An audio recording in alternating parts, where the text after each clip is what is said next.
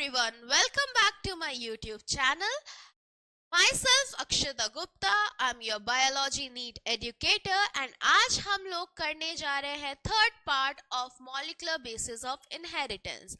कल तक हम लोगों ने हमारे लेक्चर्स में देखा था कि जो हमारा जेनेटिक मटेरियल है दैट इज डीएनए, उसका स्ट्रक्चर कैसा होता है और साथ ही साथ हम लोगों ने देखा था कि उसका डिस्कवरी कैसे हुआ। तो हम लोगों ने वॉटसन एंड क्रिक, जो कि बहुत ही ज्यादा इंपॉर्टेंट है, उनका जो डिस्कवरी पे उन्होंने हम लोगों को बताया था डबल हेलिक्स स्ट्रक्चर, वो हम लोगों ने मॉडल देखा डीएनए का। आज हम लोग और भी एक्साइटिंग सी चीज देखने जा रहे हैं, दैट इज डीएनए पैकेजिंग। अब बच्चा समझो, हमारा जो न्यूक्लियस है, ये तो बहुत छोटा मैं दिखा रही हूँ, इससे भी छोटा होता है, दिख नहीं सकता ना nucleus, 10 to the power minus 16, ठीक है। और डीएनए हमारा होता है अराउंड 2 मीटर का, है ना। तो अब जब इतना बड़ा डीएनए है और इतना सा न्यूक्लियस है, तो नॉर्मल सी बात है कुछ ना कुछ तो होगा, है ना। जैसे कि हम लोगों ने देखा था, हमारा डीएनए से ही कंडेंस्ड फॉर्म में क्रोमेटिन फाइबर्स होते हैं और ज्यादा कंडेंस्ड फॉर्म में हम कहते हैं क्रोमोसोम होते हैं। तो उसी टाइप का या वो ही हम कह सकते हैं हमारी क्या है, डीएनए पैकेजिंग है। तो बेसिकली डीएनए को हम, इतनी बड़ी चीज को हम इतनी छोटी सी चीज में कैसे घुसाएं, उसकी जो प्रोटीन्स यूज होते हैं या जो भी चीज होती है, दैट इज डीएनए पैकेजिंग। तो आज हम लोग करने वाले हैं बच्चा क्या, आज हम लोग करने वाले हैं डीएनए पैकेजिंग। अब यहाँ पर डीएनए पैकेजिंग तो बच्चा दोनों में होती है। एक होता है हमारा प्रोकैरियोटिक सेल। प्रोकैरियोटिक सेल क्या होता है, वो मतलब प्रिमिटिव, कायरो मतलब न्यूक्लियस, तो जब न्यूक्लियर मेम्ब्रेन नहीं थी वो वाला सेल, मतलब कौन सा, मुनेरा। और दूसरा क्या होता है बच्चा, दूसरा होता है यूकैरियोटिक सेल। दूसरा क्या है, यूकैरियोटिक सेल, मतलब आपका true, you is true nucleus वाला सेल। तो अगर हम बात करें कि पैकेजिंग की क्यों जरूरत है, तो वो मैंने आपको बता ही दिया, एक बार और देख लेते हैं। चलो इधर साइड में देखते हैं, ठीक है। हम लोग अगर बात करें चैप्टर का स्टार्टिंग जब हमने देखा था, तो उसमें हम लोगों ने देखा था कि बेस पेयर्स होते हैं। तो अगर हम लोग, इसी में है, मेरी दिखाती हूँ, इसी में है लेक्चर, ह्यूमन का हैप्लॉइड एन कंडीशन का क्या है, 3.3 into 10 to the power 9 base pair, right. Diploid है हम लोग, तो डिप्लॉइड क्या होगी, 6.6 into 10 to the power 9 base pair. तो अगर मैं यहां से लिखूं बच्चा, क्या लिखूं यहां से, कि हम लोगों का जो क्या है, डीएनए है, बेस पेयर है, वो कितना है, ह्यूमन की बात कर रहे हैं अभी, ह्यूमन में अगर जो बेस पेयर है बच्चा, वो कितना है, 6.6 इंटू 10 to the power 9, ठीक है। इतने बेसिस हैं हमारे पास, ठीक है। और अगर हम लोग डिस्टेंस की बात करें, यहां से ही देख लो distance, oh I rubbed it, distance की बात करें तो कल ही हमने लास्ट लेक्चर में देखा था, दो बेसिस के बीच में 0.34 नैनोमीटर की डिस्टेंस होती है। दो बेसिस के बीच में कितनी डिस्टेंस होती है बच्चा, दो बेसिस के बीच में 0.34 नैनोमीटर की डिस्टेंस होती है। उसके हिसाब से अगर हम लोग लेंथ की बात करें, लेंथ ऑफ डीएनए की बात करें, तो वो क्या होगा, इतने बेस पेयर है, उसके बीच में इतनी डिस्टेंस है, मतलब इनटू कर दो, 0.3 into 6.6 into 10 to the power 9, तो that is going to be around 2.2 metre, that is going to be around 2.2 metre. अब ये तो हो गया बच्चा कि हमारा डीएनए जो है वो 2.2 मीटर का है अराउंड, ठीक है। और अगर हम लोग हमारा सेल की बात करें, सेल के साइज की बात करें, तो दैट इज अराउंड 10⁻³ मीटर। और न्यूक्लियस की बात करें तो वो तो और भी छोटा है ना, तो वो कितना है, अराउंड 10⁻16 मीटर। तो अब जब हमारा ये सब इतना छोटा है, सेल भी छोटा है, न्यूक्लियस और छोटा है, प्रोकैरियोटिक सेल की ही बात करें तो वो बहुत छोटे और छोटे होते हैं, तो उस केस में हमें कैसे ना कैसे करके तो डीएनए को अंदर रखना पड़ेगा ना। तो वो अंदर जो रखते हैं वो हम फोल्डिंग्स करके रखते हैं, एंड उसी चीज को हम बोलते हैं therefore DNA packaging is required. अब ये डीएनए पैकेजिंग जो होती है ये आपका यूकैरियोटिक सेल में अलग होती है बच्चा, और प्रोकैरियोटिक सेल में अलग होती है। बट किसके कारण होती है, प्रोटीन्स के कारण। अब हमारा याद आपको पता अगर हो तो डीएनए जो है वो हमारा क्या होता है, DNA is always negatively charged. DNA क्या है, इज ऑलवेज नेगेटिवली चार्ज्ड। तो हमें opposite attracts, right, opposite attracts, ये तो बचपन से पढ़ते आ रहे हैं, अब तो हम देखते भी हैं, राइट। तो अपोजिट अट्रैक्ट्स जब, तो नॉर्मल सी बात है, डीएनए अगर नेगेटिव चार्ज है तो वो प्रोटीन्स कैसे होंगे बच्चा, वो प्रोटीन्स होंगे पॉजिटिवली चार्ज। तो प्रोकैरियोटिक सेल में कुछ पॉलीअमाइंस होते हैं जो कि क्या होते हैं, पॉजिटिवली चार्ज प्रोटीन्स होते हैं, और ये क्या करते हैं, पॉजिटिवली चार्ज्ड प्रोटीन्स है, और ये क्या करते हैं, ये हमारा किस में हेल्प करते हैं, ये हमारा हेल्प करते हैं पैकेजिंग में। बेसिकली होता क्या है, अगर आपको पता होगा तो हमारा प्रोकैरियोटिक का जो डीएनए होता है वो डबल तो होता है, मगर वो कैसा होता है, वो हमारा सर्कुलर होता है, सर्कुलर डबल स्ट्रैंडेड डीएनए। तो उस केस में क्या होता है बच्चा, यहाँ पर ऐसे पॉलीअमाइंस आ जाते हैं, क्या होता है, ऐसे आपके पॉलीअमाइंस आ जाते हैं और इनको बाइंड रखते हैं कि ये खुले ना। तो ये क्या है हमारा पॉलीअमाइंस, इनके थ्रू हमारा क्या होता है बच्चा, प्रोकैरियोटिक सेल में आपका क्या होता है, पूरा का पूरा पैकेजिंग होता है। On the other hand eukaryotic cell जो होता है, यूकैरियोटिक सेल में एक पॉजिटिवली चार्ज प्रोटीन यूज होता है, हिस्टोन प्रोटीन। तो उसमें दो टाइप के यूज होते हैं बेसिकली, क्या होते हैं, histone protein and non histone proteins.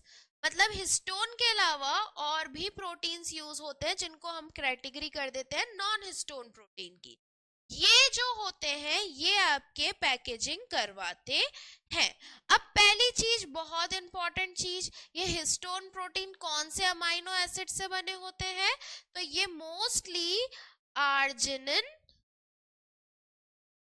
And lysine से बने होते हैं। किससे बने होते हैं बच्चा, आर्जिनिन एंड लाइसिन से। चलो लेट्स टेक द स्क्रीनशॉट, फिर हम आगे बढ़ते हैं।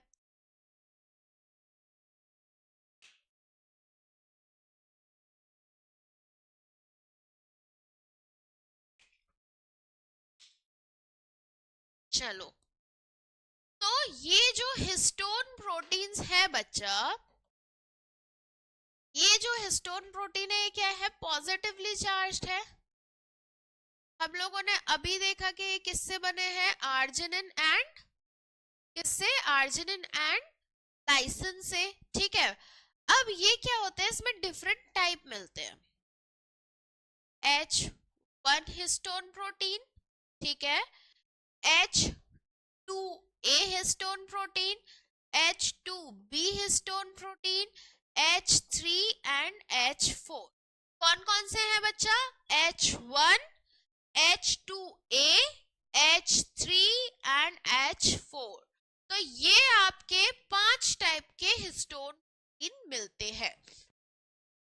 ये क्या करता है, ये आपका ऑक्टामेयर बनाता है। ऑक्टा मतलब 8 ऑक्टा मतलब कितना है 8, तो ये क्या करेगा ऑक्टामर बनाएगा किसका इन चार का H2A H2B H3 H4। वह ऑक्टामर कैसा दिखता है कुछ इसमें H2A H2B H2A H2B दो दो होते हैं proteins, H3 H4 H3 H4 मतलब सारे चारों टाइप आपके दो दो मिलते हैं। अब मान के चलो जैसे हम लोग पतंग उड़ाते हैं तो उसमें चरखी होती है, चरखी पे हम लोग धागा लपेट लेते हैं, राइट। या अगर हम लोग सुई धागे की बात करें तो धागा एक उसमें बीच में होता है उस पे लपेटते हैं ना, तो वो जो चरखी है वो मान के चलो वो चरखी ये ऑक्टामर है। इस पे हमारा इस टाइप से डीएनए लपेटा रहता है, तो इस ऑक्टामेर पे हमारा डीएनए ऐसा लपेटा रहता है और इससे निकले ना तो यहाँ पर बाइंडिंग होती है और वो बाइंडिंग कौन करवाता है आपका H1। तो H1 क्या करता है helps in the attachment of DNA to octamer, helps in the attachment of DNA to octamer। ठीक है बच्चा, तो हमारे 4-5 H1 के टाइप वो हिस्टोन के टाइप है H1 H2A H2B H3 H4 H2B H2A H3 H4 ये दो दो मिलते हैं और एक ऑक्टामर बनाते हैं, एक फंक्शनल प्रोटीन बनाते हैं जिसके आसपास आपका डीएनए बाइंड होता है। और जो H1 होता है वो क्या करता है बच्चा, वो H1 आपका क्या करता है पैक करने में हेल्प करता है। ठीक है, ठीक है। अब आपका एक वर्ड आता है विच इज न्यूक्लियोसोम। न्यूक्लियोसोम क्या होता है बच्चा, ये होता है 200 base pair of DNA plus octamer, मतलब एक ऑक्टामेर पे अराउंड आपके 200 बेस पेयर अटैच होते हैं, that is your nucleosome, that is your nucleosome. ठीक है, अब अगर हम लोग माइक्रोस्कोप में देखें, क्या करें बच्चा, अगर हम लोग माइक्रोस्कोप में देखें तो ये हिस्टोन और डीएनए कैसे लगते हैं in microscope, DNA and histone proteins look like beads on string, look like beads on string, मतलब मोतियों की माला टाइप का, क्योंकि होता क्या है ऐसे आपके हिस्टोन्स पास पास रहते हैं, ये आपके मोती हो गए और इस पे आपका ऐसे डीएनए बाइंड रहता है, तो ऐसा लगता है मोतियों की माला है।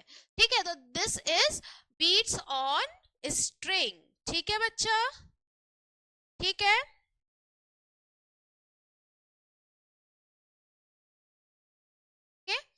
अब हम लोगों ने एक और बात की थी यहाँ पर नॉन हिस्टोन प्रोटीन की, तो ये जो नॉन हिस्टोन प्रोटीन्स है बच्चा, क्या है नॉन हिस्टोन प्रोटीन्स, या हम बोल सकते हैं NHP, ये क्या है, these are basic proteins positively charged, again made up of arginine and lysine only, positively charged, lysine and arginine। ठीक है, ये क्या करते हैं लेटर स्टेज में आपके डीएनए को रैप करने में हेल्प करते हैं हिस्टोन के आसपास, मतलब जैसे H1 का फंक्शन है कुछ इसी टाइप का इनका फंक्शन है, तो ये क्या करते हैं helps in packaging at later stage by maintaining the wrapping of DNA over histone. ठीक है, तो क्या कर रहे हैं ये? helps in later stage by maintaining the wrapping of DNA पर हिस्टोन. किस चीज के लिए? फॉर कंडेंसेशन के भैया डीएनए क्रोमैटिन में कन्वर्ट हो या डीएनए किस में कन्वर्ट हो? क्रोमोसोम में. फॉर कंडेंसेशन ऑफ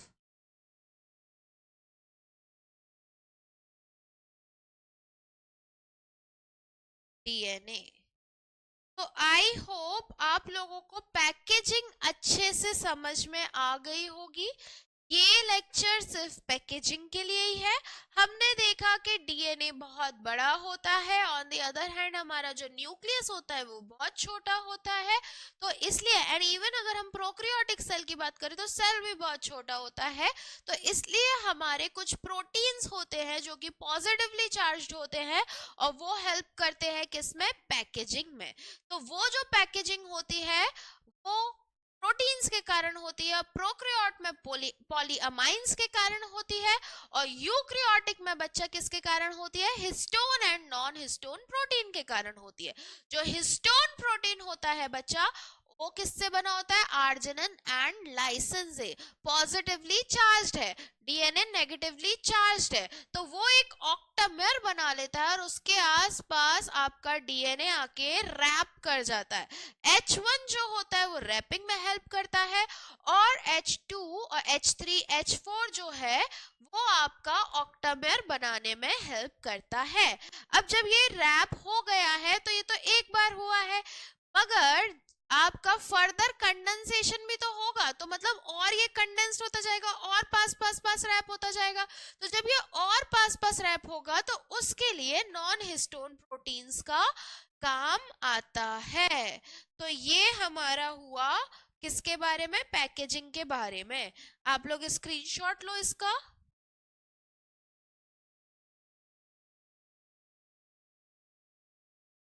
इसका भी लो. And that's all from my side. I hope आपको ये लेक्चर सीरीज समझ में आ रही होगी और आपकी ये सीरीज मदद भी कर रही हो. अगर आपको अच्छी लग रही है तो प्लीज अपने फ्रेंड्स में इसको शेयर करें एंड सपोर्ट करें. Thank you so much. Have a nice day. Bye bye.